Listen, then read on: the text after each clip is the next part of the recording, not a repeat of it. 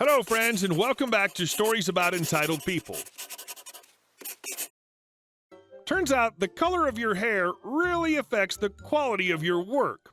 The manager did not like it in the first story.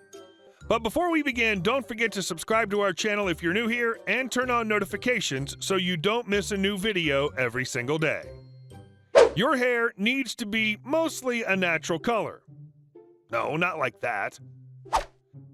I attended university about 10 years ago. As is pretty standard when one is a student, I dyed my hair funky colors. When I returned home to my summer job, I had short blue hair. My summer job was in retail. I worked on checkout. One day my manager pulled me aside and told me the uniform policy said I wasn't allowed to have the majority of my hair an unnatural color. I asked what a majority meant, and he said I'd be allowed streaks but not my whole head. So home I went with a box of brown dye. The next day, I turned up to work with the majority of my hair brown, but my fringe, bangs, and my undercut were still blue. Because of my hairstyle being short from the front where customers were, all they could see was my blue fringe. My manager told me it was unacceptable. Even though I pointed out that more than 3/4 of my hair was now brown, he said I had to dye the fringe and undercut brown too, or he'd fire me. I dyed them brown and immediately started wearing clip-in colored hair pieces. He let me keep those, but he was not happy. I still don't know why my ability to serve people was affected by my hair color. And our second story. Make parts nonstop, but never get them shipped? Okay, boss. I still have nightmares from working in this company, so I thought I'd share one of my stories. Background. I worked at a factory that I absolutely loved. Loved the boss, my manager, now called Head AH, really knew his work and would teach anyone that showed enthusiasm. But then the company merged and we suddenly had in my section 3 managers trying to prove their worth who all turned into massive AHs. The place quickly turned into every man for himself. For example, the 10 minutes I spent patching up a coworker before he went to the hospital came at the cost of being screamed at, then forced to stay back to make up for my timesheets being out. Can tell more tales of this another time.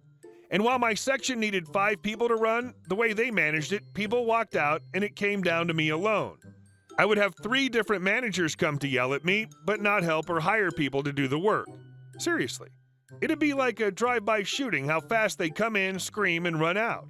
I was desperate to quit, but living paycheck to paycheck, things were brutally hard. My role was to run a CNC router, but had to run 2 of them as I'm now alone, complete the parts, and get it ready to send to the customer. Often from start to ship, my parts are only handled by me. This is not normal. Normally, you'd expect someone to help complete the parts. As I'm alone, I have to keep up with the machine. It makes sense to have the machine off at times during the day while I get things completed. You could expect a screaming if the place was messy at the end of the day. Ballistic screaming. Now for the story. Keep in mind this is 15 plus years ago, so it might not be 100% accurate. I had machined a stack of parts and there was no way I could in my right mind make more parts until I'd done the post-processing and had these parts ready to be shipped. There were things that had to be sent that day. Head AH, why aren't the machines running? Me, I'm really behind in this and why aren't the machines running? This is really urgent, let me get this part sent and I can run the machines after I finish this. Now absolutely screaming and throwing crap, get the effing machines running now! He starts berating me and saying that the post-processing wasn't important and running the machines was the most important and that I had to keep the machines running no matter what and that post-processing can be done by anyone in the factory, but I'm the only one who can run the machines, so I have to run them and keep them running no matter what. For the entire week, I did exactly what he asked. I ran both machines. I would load the programs for the next job while the machine was still running its existing job. Tool holders were lined up and ready to go. While the machines are running, I'd sprint from the machines to the material racks to get the materials I needed for the next job ready. I ran those machines non-stop. I did 0 post-processing as I didn't have a spare minute. Nothing was finished to stage where it could be shipped. There wasn't even time for breaks. I made sure those machines ran without a minute of downtime. By the end of the week, I'd machined so many parts that I'd filled up 3 massive workbenches.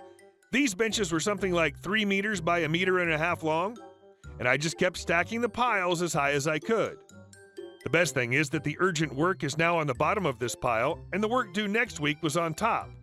This is literally hundreds of different customers' orders. I don't remember the hours I pulled at the exact time, but I've done shifts such as 6A to 10P and 7A to 11P. 80-hour weeks without overtime pay were usual for me. When crap finally hit the fan about work not being sent out, head AH had to come talk to me, and you could see something snap in his head while he was trying to talk. Head, Anon?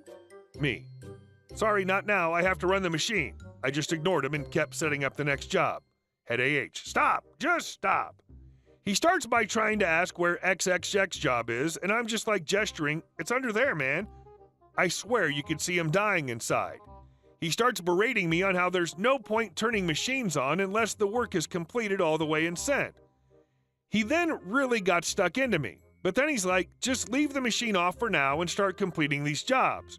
But then we both start on completing different parts, and within a minute, he sees me and instantly, get the machines running and on! And I think it's here where he realized that it's all his fault, and as I'm walking back to the machine, I swear he looks up at the roof, screams, F! As if the soul left his body. And I'm laughing hard remembering this. He yells at me, leave it off. And as I start finishing parts again, he looks at me and he's about to say the line again, but instead looks up at the roof and screams again. It was like every time he saw me, he wanted to say it. He lasted maybe 10 minutes before he couldn't take it anymore. He storms off and sends someone over to help. But all the urgent work was buried deep. We had to complete non-urgent work first to get it out of the way so we could find it. And guess who suddenly left work on time every day and stopped working weekends? In short, with people helping me, it took over 2 weeks to catch up and clear the backlog. Those urgent parts were at least 2 weeks late. It took a lot longer for the schedule to return to normal. Seems like the guy was actually broken, like fully not okay. And our next story. Send it exactly like this. As part of my job working in complaints, I write letters to customers. We don't use templates, and each letter is tailored to the individual. Sometimes customers raise multiple complaint points, and each point is carefully addressed in the letter we send. We outline everything the customer is unhappy with, our full investigation, and what we're doing to put this right. Or alternatively, explaining carefully why their complaint is not justified. A new manager, Steve, was hired a few months ago, and he decided that we were wasting too much time writing letters, and he was going to come up with a template for us to use as we were obviously too simple to understand how letters are meant to work. So he goes off and drafts a template and proudly shares it with us all. It was crap, to put it bluntly. It was full of typos and grammatical errors, but it also didn't contain details of what the complaint was about or how we had resolved it. Of course, this was pointed out to him in full, why this was not appropriate and why it would lead to more complaints, and it's basically terrible customer service. He lost his temper, screamed and yelled until 3 separate people cried and 2 logged out of the virtual meeting. Afterwards, he sent an email saying he wants his letter used exactly as he has attached it. Who am I to argue?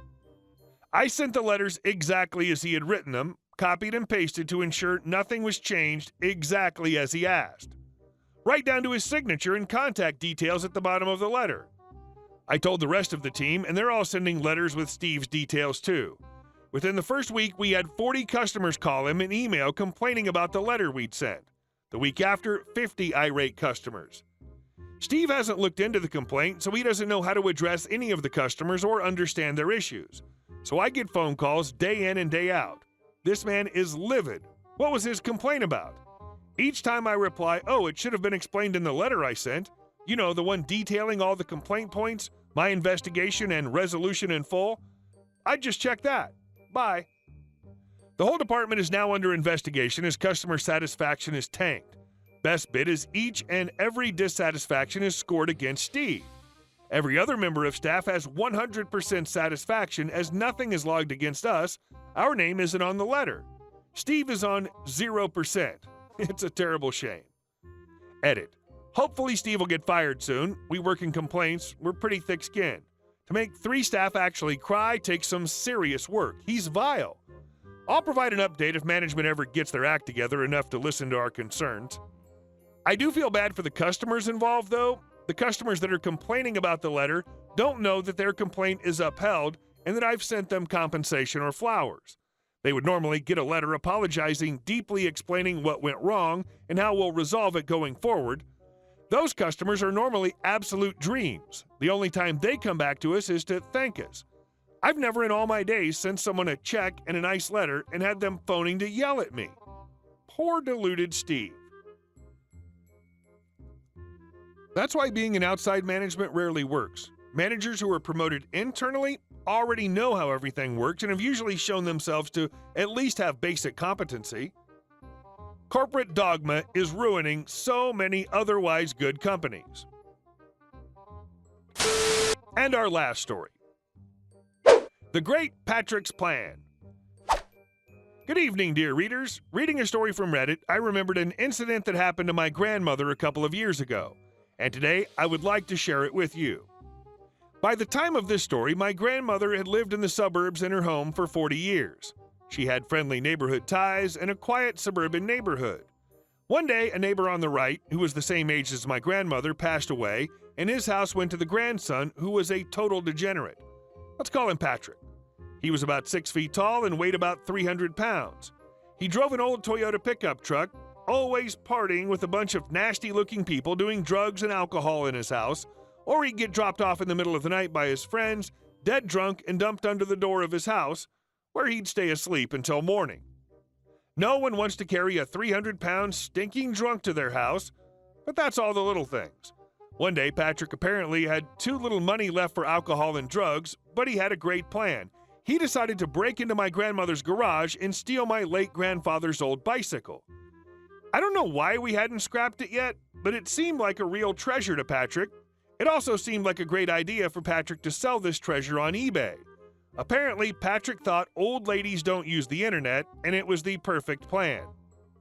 After a couple of days, my dad happened to find it there for 50 euros, so he decided to go over to Patrick's with his cop friend, just to scare Patrick. As dumb as Patrick was, he made an appointment to see him, not at his house, but in the parking lot of a small 24/7 store. When it was time for the meeting, Patrick drove his pickup truck in reverse to the store, but when he saw two men approaching, one of whom was in a police uniform, he suddenly pressed the gas pedal and backed into the storefront. Fortunately, no one inside was injured. Patrick ended up being charged with drunk driving, property damage, and theft. How fortunate that a police officer was there. I know the story makes no sense, and I wouldn't have believed it myself if my father and a friend hadn't brought it up all the time when they drank beer at my house, but it always makes me feel a little warmer when I think about it. Hey guys, thank you all for watching the video. I'll see you in the next one.